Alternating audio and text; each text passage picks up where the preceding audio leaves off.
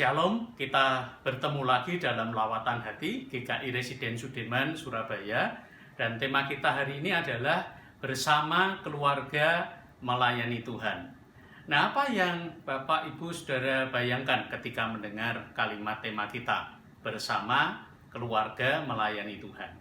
Mungkin Anda langsung membayangkan sebuah keluarga di mana setiap orang di dalamnya terlibat aktif dalam pelayanan di gereja. Sang ayah menjadi penatua, sang ibu menjadi pengurus komisi wanita, kakaknya menjadi aktif di paduan suara, dan adiknya menjadi pianis di ensemble musik gereja. Pokoknya seluruh anggota keluarga aktif melayani Tuhan. Nah, pertanyaannya, apakah itu yang dimaksudkan dengan tema kita hari ini, bersama keluarga melayani Tuhan? Jawabnya, bukan. Mengapa bukan?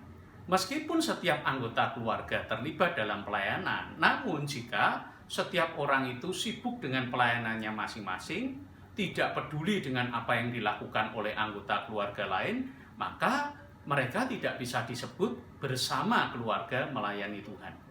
Jadi, ini bukan soal berapa banyak anggota keluarga kita yang melayani Tuhan, melainkan apakah ketika salah seorang anggota keluarga kita itu terlibat dalam pelayanan, maka seluruh anggota keluarga yang lain mendukung orang yang melayani tersebut.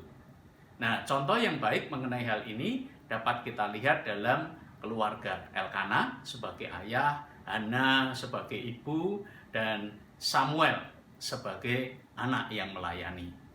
Nah, kita bisa membacanya dalam 1 Samuel 2 ayat 18 sampai dengan 19. Saya akan membacakan bagi kita semua.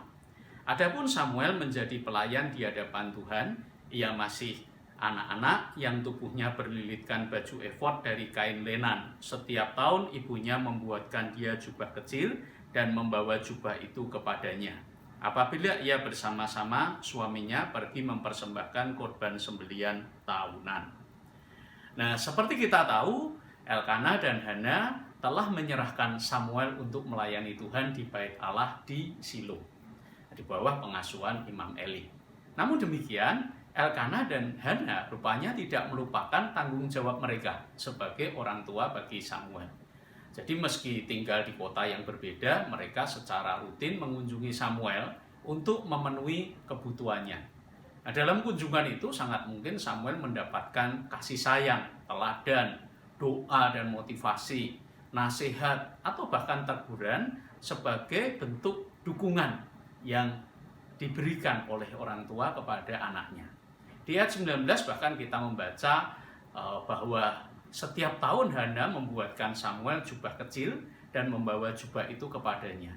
Ini berarti bahwa sebagai orang tua, ia sangat memperhatikan pelayanan anaknya. Bagaimana perkembangan pelayanannya dan fasilitas apa yang dibutuhkannya.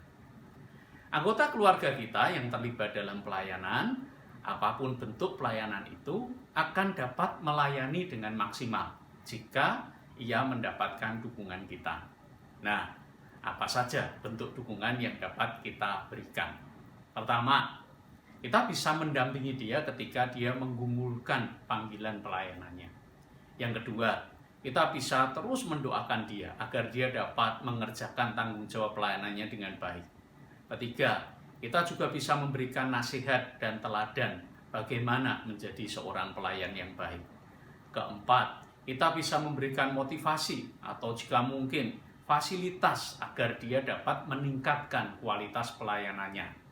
5. Kita juga bisa memberikan teguran jika dia bersikap dan bertindak tidak tepat di dalam pelayanannya.